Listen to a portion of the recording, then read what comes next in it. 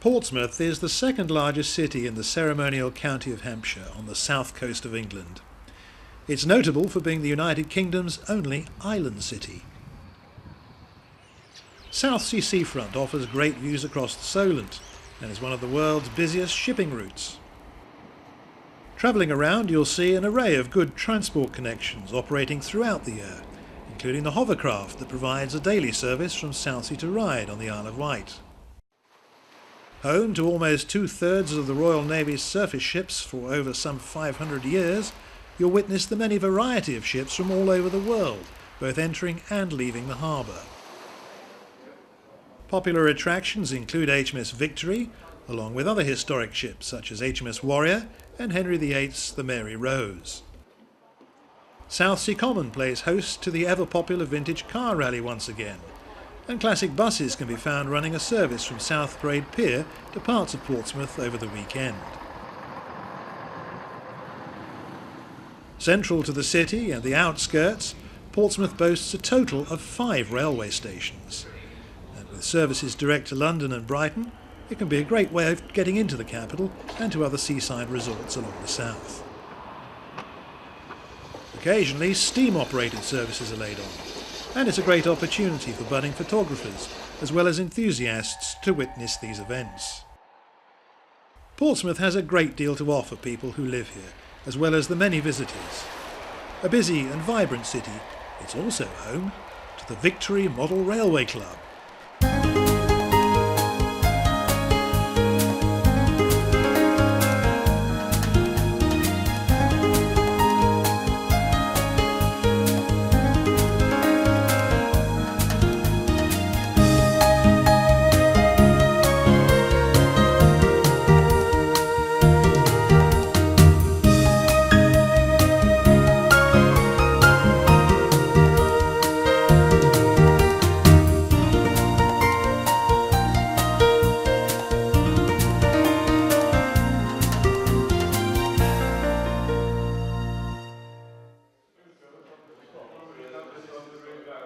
It's the usual club meeting night for the Victory Model Railway Club here in Portsmouth, with plenty of activities for club members to occupy their time.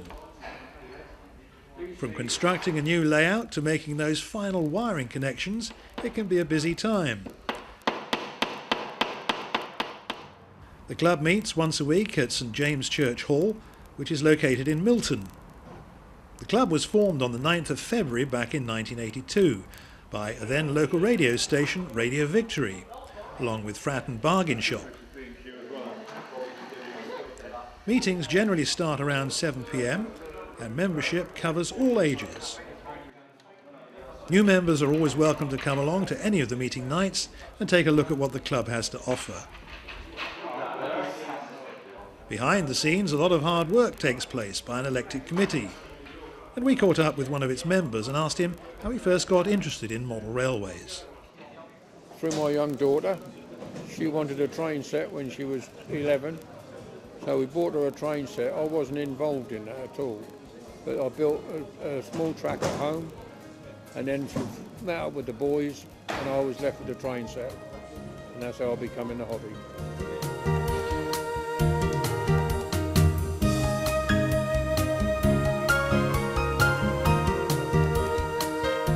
As a member, you get to learn various skills that help you in model railways.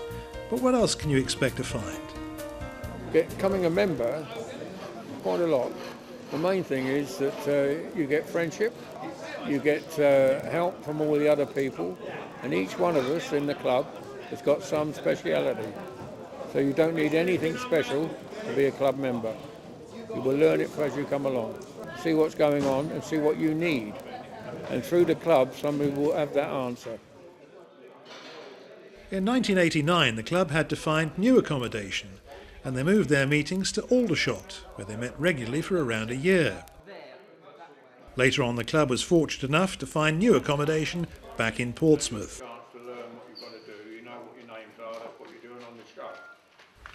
As chairman, there are many duties that need to be carried out. So what are they?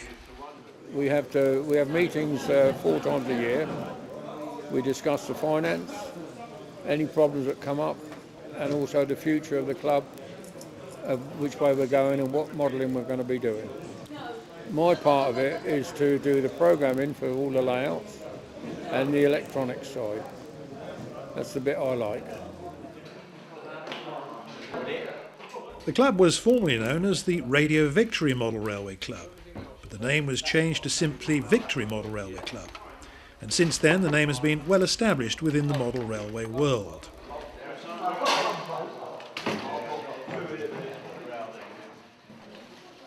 Within the club's varied programme are included running nights, and tonight's preparations are well in hand for a busy but enjoyable evening. There's always a great deal to be done, even before a locomotive has run on the tracks. Basically, we're loading up what we call the fiddle yard. Fiddle yard is a section of layout that's normally hidden from the public, where we store all the trains. We run them out in sequence around the layout, so that we've always got something on show at the front if possible. Just a matter of setting the trains up in the right order, all the first class sections at one end like they do on the prototype, and just getting things, make sure they're running smoothly, loading them up on a ramp, all ready to run around the front. On this particular layout we run diesel, modern era. We are building a new layout at the moment which will be running for steam. But we haven't based the layout on anything in particular, so that we can run almost a general mixture of stock. We're not limited to any particular region or railway company.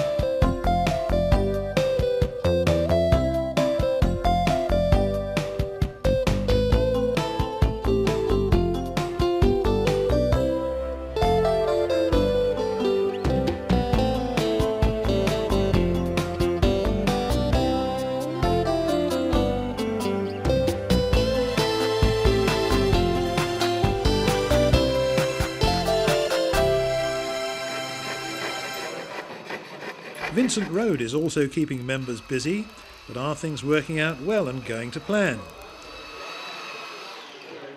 The track has been laid, but there are a lot of important jobs that need to be worked on to get the track up to a running standard. It all looks very technical and very many hands are on, but will the team get the job done in time for the first public viewing? Today we are working on fixing the track that was broken last week, which means we have to re-copper-clad all of the track, and we're also having to retrack the track, meaning we have to take the old track off, put a new track on. And the copper cladding means that we can have a connection in between the boards. We are currently working on the fiddle yard. The fiddle yard is where we exchange the trains, so that way new trains can go around the layout and it keeps a fresh idea of what's going on.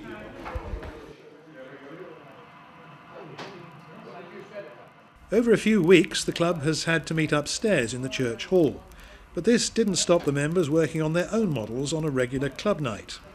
Another club member was also interested to find out what was going on. We're fitting a Hornby DCC chip to a Bachmann Class 170 cross-country sprinter, and it lets it run on a digital system, which makes the wiring layout much simpler. In this one, the power car is in the centre with the motor, and the sound will be going on the end cars. This centre chip on the middle car for the motor is one I had in the house, which cost about 12 quid. But to do the sound chips on the two outer cars, they're talking about £110 each, so that's £220 plus 12, so you're talking £240 to convert it to sound. But I think it gives a great realism to the layout when you hear the sound going. It's a new world nowadays with digital. the old DC system, having to put in section breaks and things like that, it's all done away with digital. You can have many trains as you like run on one track, totally new way of life for model railways.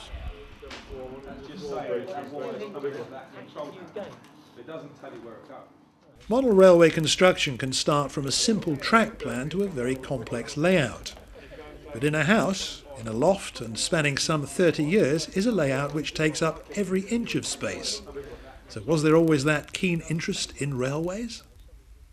From my early years of going away to a boarding school, we always travelled by train, always fascinated by steam trains, and I think that's where the bug sort of stuck in and developed. Being at boarding school, I couldn't play trains obviously, but 3 times a year and 6 travels up and down through Liverpool Street and up to Ipswich was enough to plant the bug. Leaving school, I did have a train set. My dad bought me a Duchess of Athol in 1953. We had a bit of softboard with a single track. He built the controllers, and if you had a short, I remember the smell and I remember seeing the smoke when it shorted out.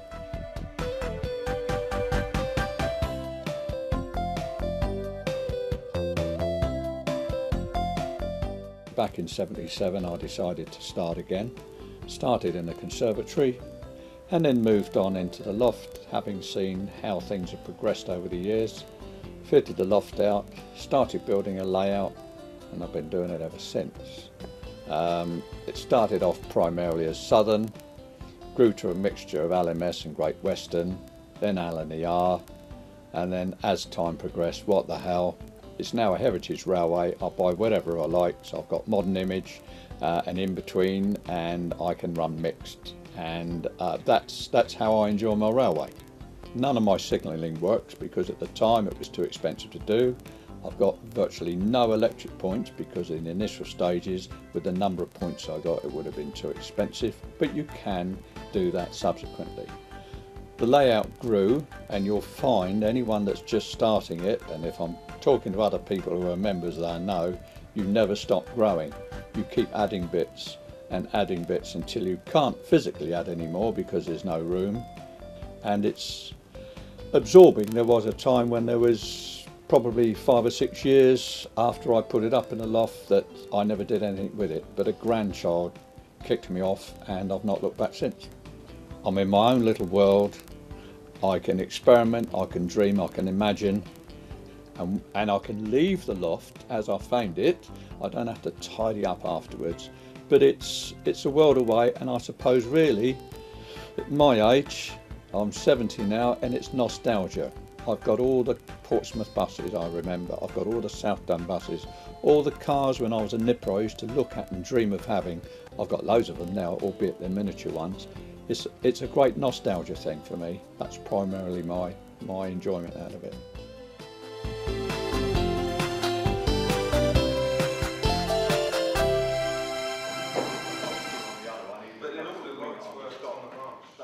2013 saw the first ever model railway exhibition held by the Victoria Model Railway Club. This was a great success, so much so that the club are running their second exhibition. Like any event, it takes a lot of early planning, and the organising and coordination of this has been taken on by the club's events manager. Busy with an array of paperwork and emails putting those final touches to the programme keeps him busy on one of the club's meeting nights. It's a busy time of the year. Our annual exhibition is due. I've had to contact all the layouts and just making sure that everybody's replied and we know exactly who's coming and where they're going to be in the hall.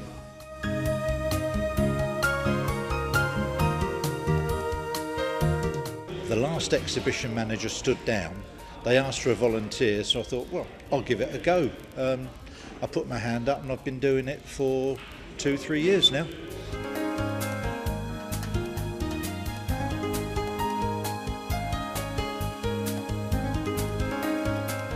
We've got the club layout, St Vincent Road, we've got a 009 layout, we've got N-gauge layouts, American HO, so there's across the broad spectrum of different railway modelling.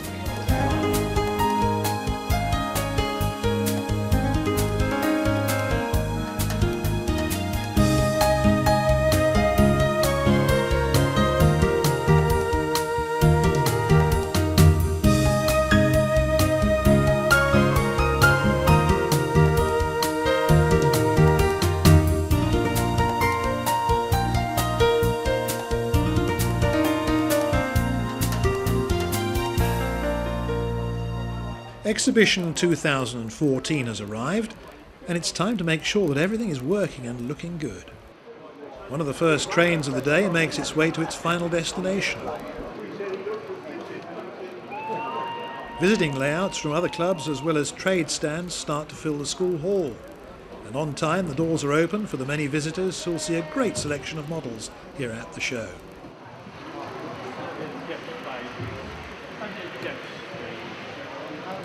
On Vincent Road, the main line is now seeing scheduled trains running, from freight to passenger services.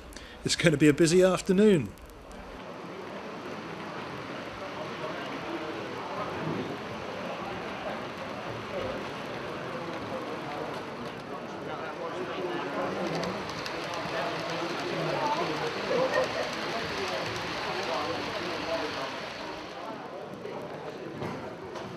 A Z-gauge layout that features a section of the River Rhine based on the vineyards around Rudesheim on the east bank and the town of Bingen, and with the station at Bingerbrook.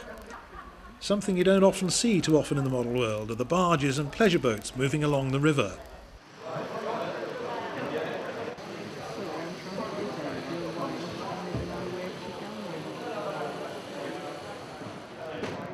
Holm is closely based on the old GWR station at Kingsbridge in Devon. Rail stock is a mixture from South Wales and the West Country. The name of Holm comes from two islands, Flat Holm and Steep Holm, which are in the Bristol Channel between Barry and Weston-super-Mare. Addison South is a superbly detailed layout that can be seen at this year's exhibition, and it's a great way for any model enthusiasts to come along and take inspiration from the layouts on show. The club's layout, St Vincent Road, is a 28-foot by 14-foot layout and consists of a through mainline station and is set in modern times from an era 6 to the present day.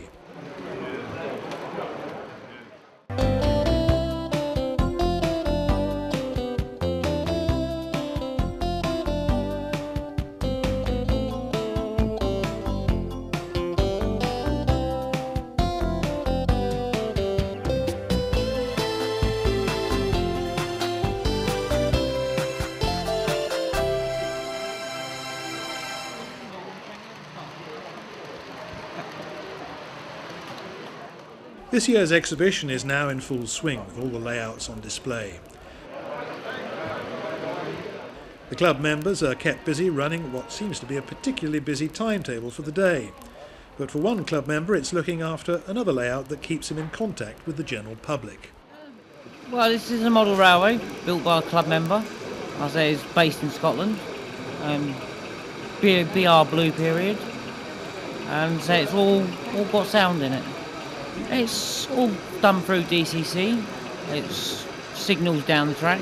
I'm saying each logo has its own chip, varying about £100. It's just like driving it as normal.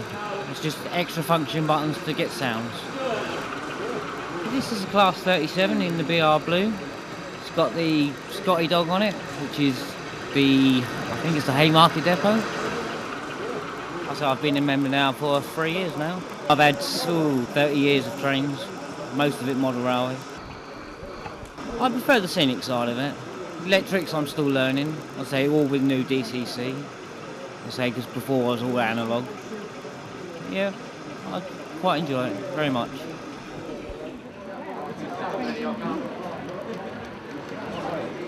With up, down, slow branch and goods lines, the club's layout is a popular favourite among the visitors. Seen emerging from one of the tunnels on the layout is a scheduled service making its way past the MPD located at the northern end of St Vincent Road. At this year's exhibition there's plenty to see and to do, and modellers are always available to answer any questions you may have.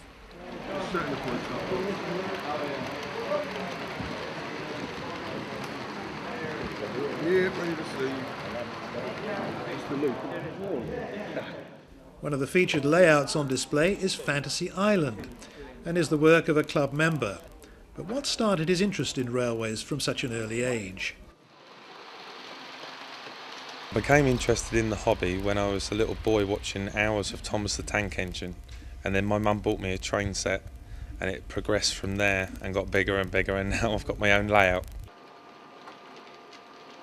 My layout's Fantasy Island. It's a 12 by 7 layout. It's DCC operated. I was wanting to experiment with different levels of DCC. I built the quarry especially for Bill and Ben from the Thomas the Tank series, but later I've decided to move on to more realistic locos running in that area. It has a working conveyor belt and will load and unload stone.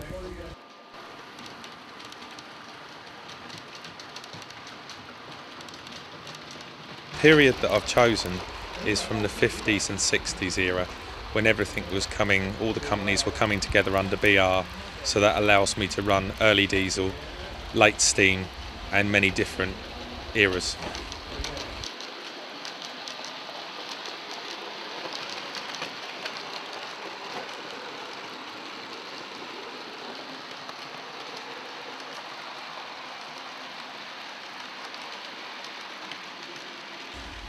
My favourite part of the hobby is to do electronics. I love experimenting with circuits and finding out how different things work. Model railways has many different aspects to it. There seems to be something for everyone to do, whether you're a novice just starting or right through to a professional. You still learn something every day. To anyone starting in the hobby, I'd recommend joining your local model railway club. They can offer you lots of advice and help in any area to do with model railways.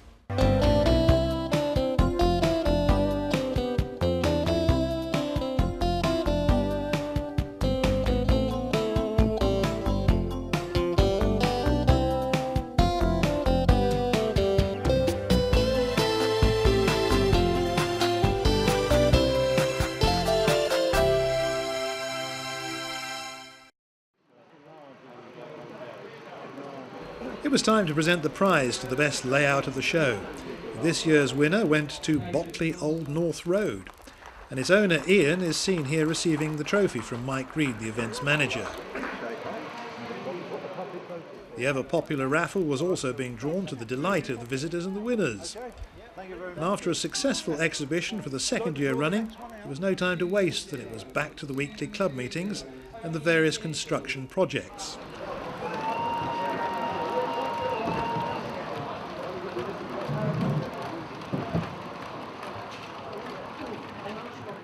An interesting build was being done by club member David. It's a Metcalfe kit and it's been modified with extra walls and bases. At the moment I'm doing the stables for the horses. I have another kit to build, which is a horse-drawn dray.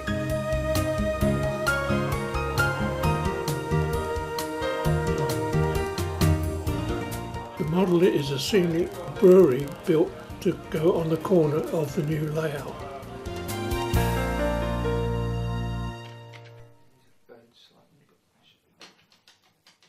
A detailed N-gauge layout can be seen which belongs to one of the club members, and with any small layout like this it makes it ideal for transporting around to exhibitions. So, can you tell us more about this layout? This is Walker Hill. It's an N-gauge Great Western Railway terminus. It's DC operated, but it also runs automatically using a series of reed relays and reed switches which operate the trains, signals and points.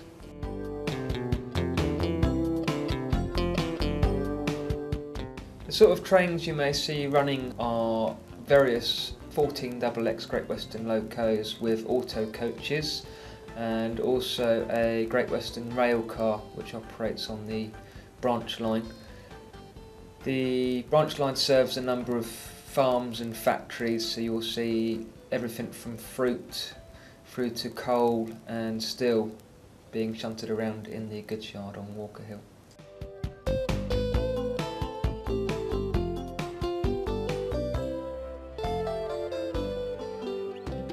I first became interested in railways when I was about 3 years old, and I lived in a house on the railway line in Bedhampton.